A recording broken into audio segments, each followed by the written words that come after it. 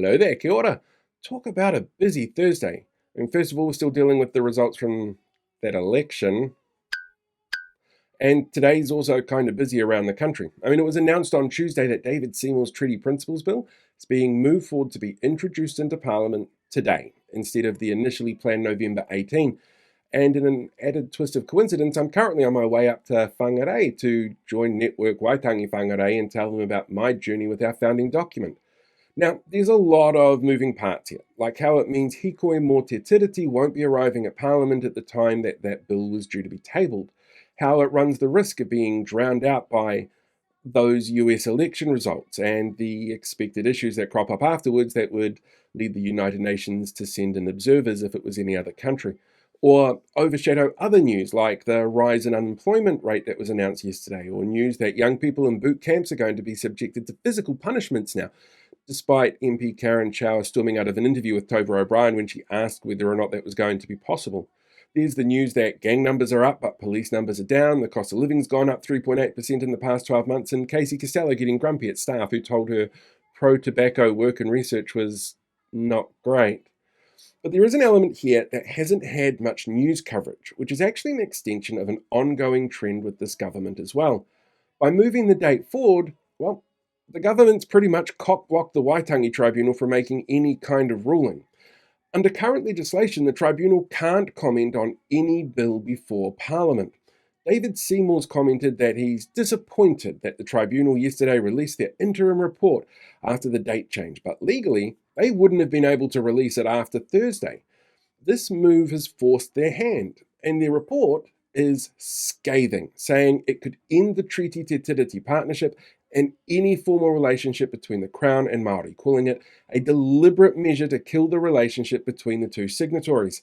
The tribunal says evidence is overwhelming that the newly reworked proposed principles ignores decades of legal and historical concepts and the principles with which the tribunal already works, like partnership, protections, participation, equity, self-determination, reciprocity, redress, mutual benefit, and development. Are all completely ignored and do not reflect either the meaning or intent of Te Tiriti under this interpretation. And this is not the first time this coalition has done this and moved controversial changes so the Waitangi Tribunal was bound and gagged. The Oranga Tamariki Section 7AA repeal came across this issue. The record level of urgency sittings at the start of the term included moves to get rid of Te Akawhai Ora before the tribunal could release their final reports.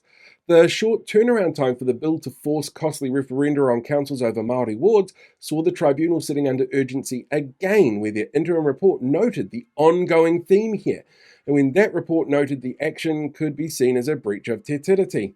Now, under legislation, the tribunal can't force its views to be enacted by the government of the day, but it looks really shitty for any government to ignore the reports completely. It's bad PR. So, by cutting off the tribunal's ability to do its job properly to begin with, it makes the tribunal look pointless in the eyes of people who listen to the rhetoric of people like David Seymour and Shane Jones around the tribunal and think it sounds reasonable and woke is bad. But what they're doing is very clear. They're using the system to silence the expertise and voices of those the tribunal is there to help, and then playing victim when the tribunal releases interim reports because the law that governs them would have forced their silence. And this is just the beginning. This bill is getting a massive 6 months in select committee. It's expected to be used by astroturfing groups to whip up anti-Maori racism to levels we haven't seen in generations. And this will roll directly into local elections where a huge number of councils are now holding referenda on Maori wards where that racist, reductive rhetoric will continue. Speaking of racist, reductive rhetoric, the US elections. You know what? We're going to look into that later. And here's Blake with the details. Thanks, Paul. A lot of people have been asking us how we plan to cover the US election. So here's what we're going to do. On Saturday night, we're going to sit down with Professor Robert Patman from Otago University to discuss the result of the US election. Because by then we should have quite a bit of knowledge about the result. He will join us to talk about the campaign as it was how this could affect international relations in New Zealand and around the world, and a whole lot more that we don't know about that he does, that he's so great at joining us for each time he does. So come and join us for that this Saturday night from 8 p.m. live on YouTube and Facebook, as well as our usual show on Friday night with Geordie Rogers and Campbell Barry. So double delight for you this weekend.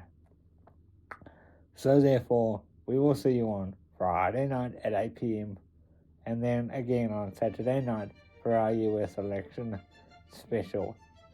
Have a good one, and we'll see you on the next one.